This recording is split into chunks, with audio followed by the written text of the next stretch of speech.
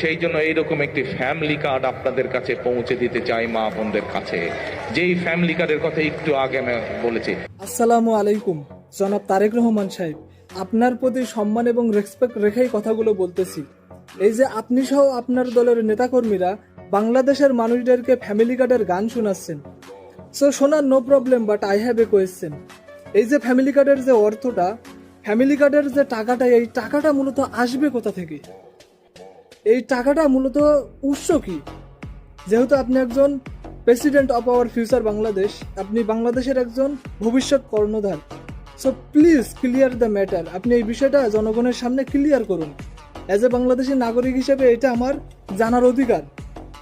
So এই টাকাটা আপনার মানে দল থেকে আসবে না, কারণ স্বাধীনতার এই 53-54 বছরে আমরা এমন মানবিক দল দেখি নাই। সো ধরে নিলাম, মানে গেস্ট করলাম যে এই টাকাটা আপনি রাষ্ট্রীয় কোষাগার থেকে নেবেন, মানে বাংলাদেশের মানুষের পকেট থেকে নেবেন। সো আপনি কি জানেন বাংলাদেশে দরিদ্রতার হার কত? 2025 সাল অনুযায়ী, জরিপ অনুযায়ী বাংলাদেশের দরিদ্রতার হার 27.93%, অর্থাৎ প্রায় 3,60,00,000 কাছাকাছি মানুষ দরিদ্র সীমার নিচে বাস করে, মানে তাদেরকে নুন আনতে পান্তা ফুরায় এমন একটা অবস্থার নিচে তারা বাস করে। এ হলো প্রথম। দ্বিতীয় হচ্ছে, আপনি কি জানেন বাংলাদেশে বেকারত্বের হার কত? 2025 সালের জরিপ অনুযায়ী 4.63% বেকারত্বের হার, মানে প্রায় 26 লাখের কাছাকাছি কিংবা উপরে বেকারত্বের হার বাংলাদেশে। আপনি কি জানেন বাংলাদেশে কত মানুষ ভূমিহীন বসবাস করে, কত মানুষ মানবতার জীবনযাপন করে?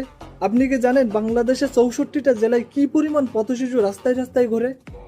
এদের এখনো ব্যবস্থাই হয় নাই।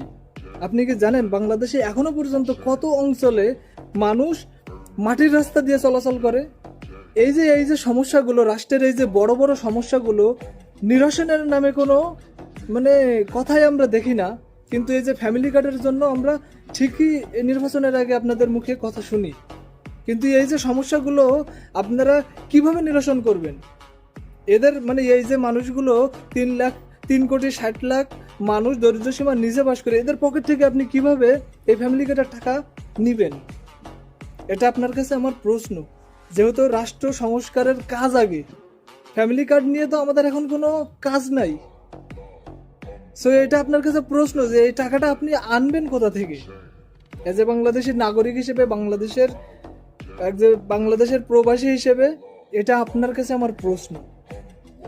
সো সকল অডিয়েন্সদের